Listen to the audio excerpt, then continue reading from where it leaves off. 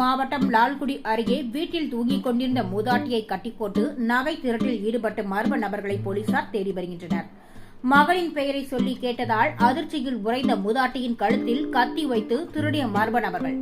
திருச்சி மாவட்டம் லால்குடி அருகே உள்ள மாந்தரை பகுதியைச் சேர்ந்தவர் 75 வயதுடைய மூதாட்டி நீலா.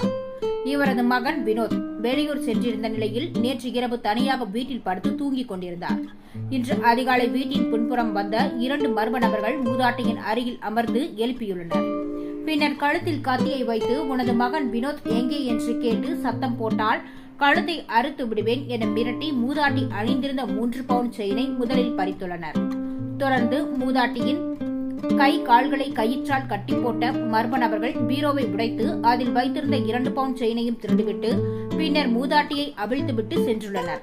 இதனால் அதிர்ச்சி அடைந்த மூதாட்டி விடியும் வரை தூங்காமல் பின்னர் காலை அக்கம் பக்கத்தில் உள்ளவர்களிடம் நடந்த சம்பவத்தை கூறி கதறியுள்ளார். இதுகுறித்து தகவல் அறிந்த லால்குடி போலீசார் சம்பவ இடத்திற்கு விரைந்து வந்து பார்வையிட்டு விசாரணை நடத்தினர். மேலும் இந்த சம்பவம் குறித்து லால்குடி போலீசார் வழக்கு பதிவு செய்து மூதாட்டியை மிரட்டி திருட்டில் ஈடுபட்ட மர்ம நபர்களை தேடி போயிட்டாங்களா? போனதுக்கு அப்புறம் என்ன பண்ணீங்க? நான் சில நேரம் படுத்துட்டப்பா, விடுத்து தப்பா எழுந்திருக்கேன். தூக்கம் வரல, ஒன்று வரல. சில நேரம் படுத்தே கிடந்துட்டு விடுந்து எழுந்திருச்சு தான் அந்த ஒரு வீட்டில் சொந்தக்காரவங்க அந்த ஒரு 10 வீட்டில் தான் சொன்னேன்.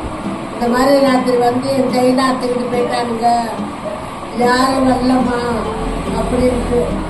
எங்களெல்லாம் வந்து இங்கே கூப்பிடுக்கலாம்ல, நான் அந்நேரத்தில் நான் எங்கே வாழ்ந்து இருந்துச்சு, அதனால நான் வர முடியல. வீட்டில் தனியாக இருந்தீங்க? நான் ஒரு ஆளாக தான் இருந்தேன், ஒருத்தர் தான் நான் இருந்தேன். பையனும் வெளியில போயிட்டான், இப்போதான் வந்தா பையன். கேட்டாங்களா? வினோத் எங்க போனான்னு கேட்டாப்பா.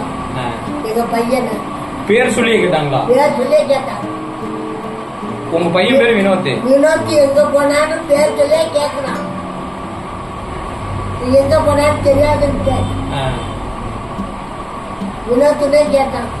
அப்ப வந்தவங்களுக்கு யாருன்னு தெரிஞ்சிருக்கு? தம்பியோட ஃப்ரெண்டா எவ்வளவு தெரியல.